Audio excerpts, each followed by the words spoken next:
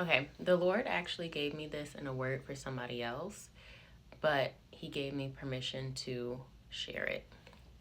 And what he said to me was, dopamine is not a diet, it is a disease. And I was like, Lord, what are you talking about? And I've been sitting on this for several months, like trying to figure out what he meant and just seeking him about what he meant. So let's break it down. Okay, and I want to preface this by saying, like, this was at a time a few months ago where all over the place I was seeing people talk about, like, their dopamine diets. And also at that time, I was like, well, what the heck does that mean? Because it didn't make sense to me. But anyway, let's start with the definition for disease, right? A disease is a disorder of structure or function in a human, animal, or plant, especially one that has a known cause and a distinctive group of symptoms, signs, or anatomical changes. Another definition, or a subset of that definition down here, says a particular quality, habit, or disposition regarded as adversely affecting a person or group of people. But of course, when most people hear the word disease, we hear dis and ease, so a lack of ease, which it breaks down here in the origins. Then when we look at the word diet, we mostly think food. We think of things that we consume, either going on a diet, meaning consuming less of something for the goal of like losing weight or whatever, or dieting, changing our diet, changing our intake for the goal of, causing like a positive change or, whatever. But when I went down to the origins of the word diet, the original Greek, it says a way of life. So let's hold on to that. So here we have juxtaposed a way of life versus a state of dysfunction. Let's keep that in our brains.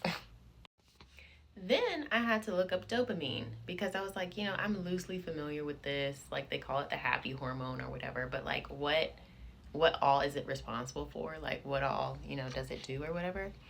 So this definition of dopamine says, dopamine is a neurotransmitter made in your brain. It plays a role as a reward center and in many body functions, including memory, movement, motivation, mood, attention, and more.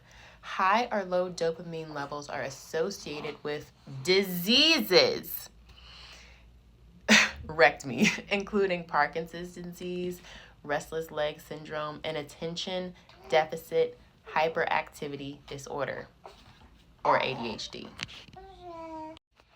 So putting all of this information together, I was still kind of left with questions, right? So what you're saying to me, Lord, is that dopamine is not a diet. It's not a way of life. It's not something that we should be striving after. It's not something that we should be seeking to consume in excess or to consume in moderation. It's not a way of life. It's not something that is a diet, as people have been saying on the internet. I was like, okay, got it. But it is a disease. Dopamine is a disease. And then I see that definition that says like high and low levels of dopamine are associated with states of dis-ease, are associated with states of irregulation and lack of function and lack of order. And so then that made me wonder, like, to what end are people trying to promote the production of dopamine as a diet? And by that, I more so mean just like the forced production of dopamine, like scrolling, for example, like doom scrolling, like getting that hit, getting that, just like that rush. And then that kind of makes me think of like the nature of addiction, right? And just like all of these different things that the Lord started revealing to me and is revealing to me about like dopamine and this saying, this phrase, dopamine diet. It's not a dopamine diet. It's a dopamine disease. Like, we don't need to be trying to seek and over manufacture this release, this chemical release in our brain, because the Lord has, my God, He's wired us so intentionally and so beautifully that, wow, my daughter is really farting. I'm sorry.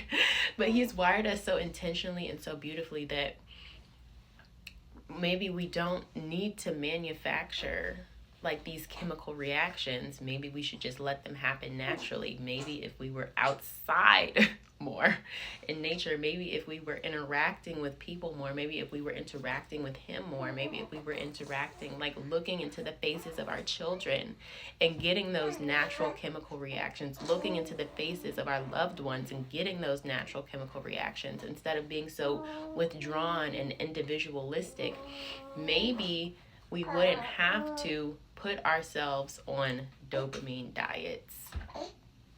Because it's not a diet. It's not something that should become a way of life. That is what leads to dis-ease. Just a food for thought.